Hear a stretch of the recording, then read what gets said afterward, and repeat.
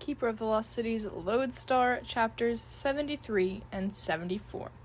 Thank you so much for being here. Make sure to subscribe so you never miss a chapter. Give today's video a like, and today let me know who's your favorite member of the Black Swan. Chapter 73. What's the password? Bianna whispered. No idea, Dex admitted, and I don't feel a way to hack it. That same crazy smart technopath who built all the stuff with the Lodestar symbol must have been the one who designed this. Okay, Lynn said. Anyone have any guesses? With Keefe, it could seriously be anything, Fitz reminded them. Tam smirked at Sophie. I have a theory. So do I, she said. His mom's the one who rigged the gadget, right? So what would her password be? But she didn't make it for herself. She wanted Keefe to find it, didn't she? Fitz asked. Didn't the note she left for him kinda hint at it? So she would have picked something she hoped Keefe would guess. He made a good point. Sophie reread the note in her mind. What about legacy? She asked. Access granted, the imparter chirped, and Sophie felt ice ripple across her nerves. Access to what? Bianna whispered. The screen stayed blank. Shouldn't it be doing something? Fitz asked.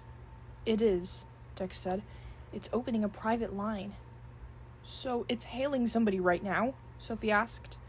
Dex nodded and they all leaned closer, watching the ominously silent screen. Are we sure this is a good idea? Fitz asked after what felt like an eternity, but was probably less than 30 seconds. Better to know than to wonder, right? Bianna said. But here's what I don't get. It took Dex's technopath skills, enhanced technopath skills, to get to the place where you entered the password, right? Wouldn't that mean Keefe never could have gotten there on his own? It's only that difficult for us, Dex said, because I had to bypass the primary sensor, which is what Keefe could have used to gain access. I'd actually noticed that there was a weird two-tone gear the last time I took the imparter apart, but I didn't realize it meant the sensor read different things on different sides until I got a boost from Sophie. So what else does it read? Sophie asked. Blood. Everyone squirmed. Is it still hailing? Tam asked. Dex nodded. I doubt anyone's going to answer. His mom probably set this up before they imprisoned her, so I'm sure her imparter got taken or destroyed. How much longer should we wait? Bianna asked.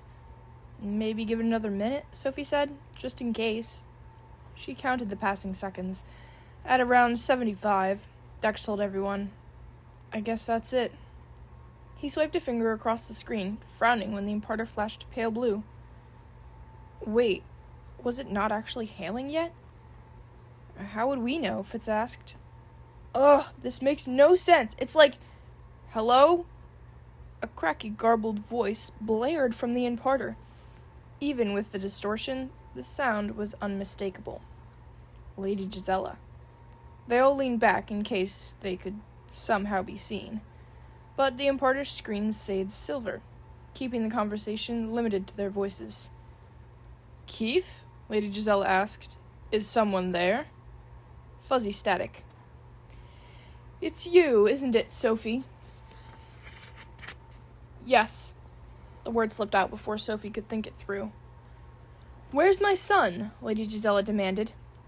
Sophie glanced at her friends for help, but they only offered blank stares. He's where you planned for him to be, she mumbled. Lots of crackles and static flooded the connection, and when Lady Gisela's voice came back through, it sounded like the end of a sentence. All Sophie caught was, run things. Can you repeat that? Sophie asked. I said it was never my plan to let that idiot run things. You mean Fenton? Static was her only answer. Are you still there? Sophie asked. More crackles. Then Lady Gisela said, I asked if anyone else has been captured. Why would I tell you that? Because you have no idea what you're dealing with, and I do. And I'm supposed to believe you're going to help me? Exactly, Lady Gisela said. because you care about my son, and I don't have a lot of options, so we're both going to suffer through this miserable truce." Sophie glanced to her friends for guidance, and their expressions all seemed to unanimously be screaming, "Don't you dare trust Keefe's mom!" And Sophie had no intention of doing so. But that didn't mean she couldn't try to learn something from her. "I'll ask you again," Lady Gisela said. "Where's my son? Is he with Brant Fenton?" Sophie bit her lip, deciding one tiny piece of information was worth the risk. "He's with Fenton." "Does that mean Brant's been captured?"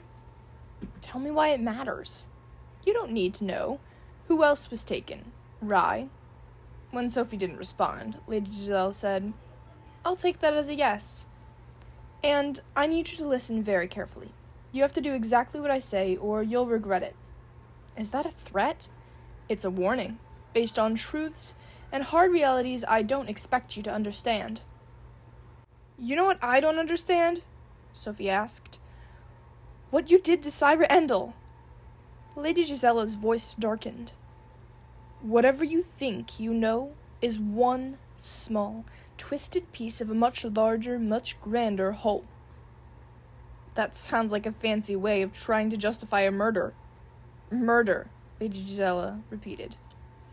"Believe what you want. You may not trust me, Sophie, and you may not like me, but right now we both care about the same thing, which means you need to listen to me. Get my son far away from the Neverseen." The demand was so ironic. Sophie couldn't quite choke back her laugh. "I take it that means you've tried?" Lady Gisela asked. "Yeah, and there's pretty much no reasoning with him. He had this desperate need to try to make up for all the creepy things you've done. Don't blame this on me. This is what they want. Their vision." "That would mean a lot more if you'd tell me what you're talking about. But it would also distract you from what matters. You can't stop this, Sophie. Don't try. It's been in place for too long. So get my son back before it all comes crashing down, and contact me when it's done. And next time, make sure you hail me using his blood." Chapter 74. "I'm assuming Mr. Disney tried tracking down the signal," Mr. Forkle said as he studied the now silent imparter sitting on Everglen's dining room table. His eyes were red-rimmed and shadowed, and he wore the same clothes from the day before, and Sophie couldn't decide if it was the throne-like chair or his ruckleberries were wearing off, but he looked smaller. "I tried everything," Dex said. "Even with Sophie's enhancing, I got nowhere." Mr. Forkle nodded. "And I'm also assuming that you're not going to tell Mr. Sensen about this?" "Doesn't seem like a good idea," Sophie said. If we couldn't get him to leave the Neverseen when he had a perfect chance and the perfect reason, how is telling him that his mom wants him to leave going to help? Besides, for all we know, Lady Gisela's using us to get Keefe back so she can grab him and force him into his legacy." "Oh, I'm certain her motives are selfish," Mr. Forkle said. "If I'm understanding this correctly, it sounds like this vision Fenton has may be separate from the Lodestar initiative that Lady Gisela created, and she fears it will wreck her own plans." "Should we let it then?" Dex asked. But that's a risky game. Blindly choosing between two evils could backfire too easily. For all we know, Lady Gisela could truly be the safer path." "But she probably killed Wiley's mom," Lynn argued.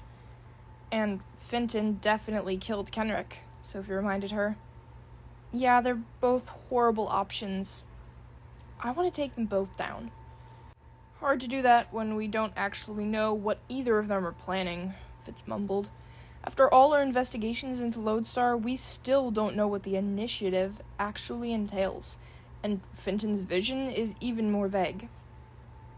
"I feel like Keefe is the key," Sophie said quietly. "Ugh, if he heard you say that, there'd be no living with him," Tam grumbled. Sophie smiled. It was strange that she could miss Keefe and want to bash his face in.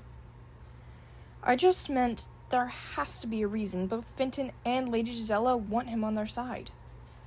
It might be because they need him to open the door in the mountain, but then why wouldn't Finton have made Keefe do that right away?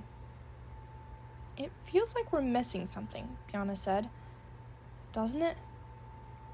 When aren't we? Sophie mumbled, replaying the conversation with Lady Gisela in her mind.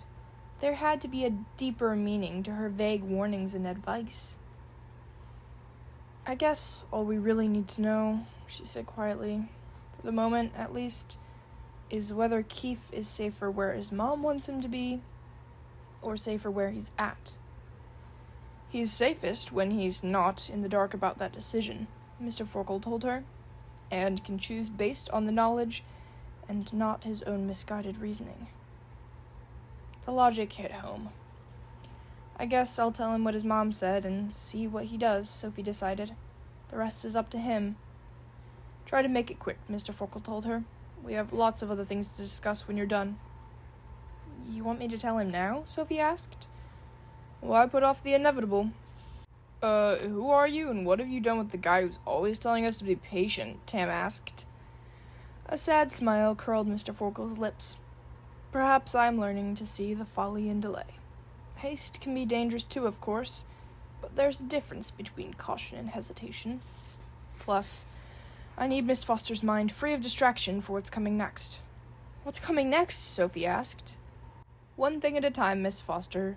First, settle things with Mr. Sensen. Sophie sighed, not sure she was ready to have this conversation, and especially in front of an audience. But she closed her eyes and transmitted Keefe's name. Foster? He responded immediately. What's wrong? I thought you weren't talking to me. I wasn't, she admitted. Is this a bad time? Give me a second.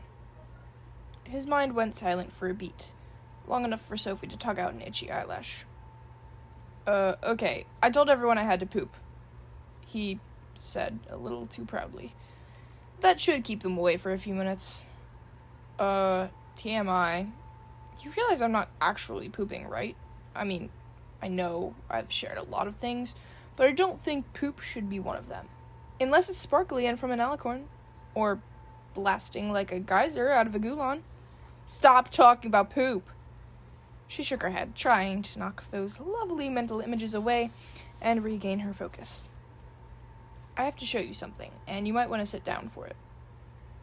The only way to do that involves a less than awesome smelling toilet. This new hideout is miserable. Everything is sweaty and sticky, and we're all crammed into this tiny room.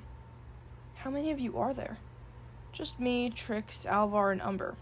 Finton moved everyone else to a different place, and it's starting to feel like they're my babysitters. They never let me out of their sight. That doesn't sound like a good sign. She'd expected him to deny it, but his mind dimmed a little before he changed the subject. So what did you need to tell me? Right, brace yourself. This is going to be tough to see. She gathered her concentration and replayed what Lady Gisela had told her, word for word. That complicates things, he mumbled. And it could all be a trick. It definitely could. But you think I should do what she said and get out? It doesn't matter what I think. It's not like you listen to me. The thought had a snap to it, and Sophie could see Keefe's mind sting. But she wasn't going to apologize. I think the better question is, can you get out? She asked. It'll be rough, he admitted, but my escape plan will still work. If I use it, though, it'll destroy every single thing I've been working toward. I guess you'll have to decide what's more important then. His mind seemed to ripple with a sigh. What happens if I leave? What do you mean? I mean, doesn't everyone hate me? Sophie glanced at her friends, each watching her silently from their fancy chairs. You have some serious apologizing to do, she said, but I don't think any of us can actually hate you, even when we really, really, really want to. I could have done without that third really. Maybe, but you deserve it. I do. He replayed his mom's words again before he told her, I'd better get back, but That's not my decision. I just need more time to think. Think away, Sophie told him. You know where to find me. Actually, you won't be here if Mr. Sensen decides to come home in the next few days, Mr. Forkel warned after she'd closed down the mental conversation. That's why I needed you to focus. I received a scroll this morning, as I'm sure your mother did as well, informing me that the envoy will be retrieving me at 5 o'clock this evening to bring me to Luminaria. The counselors finally agreed that it is imperative we interrogate Rye and Brant as soon as possible. So, they're moving up the Peace Summit, starting tonight. That concludes chapter 74. I'll see you tomorrow for 75. Bye!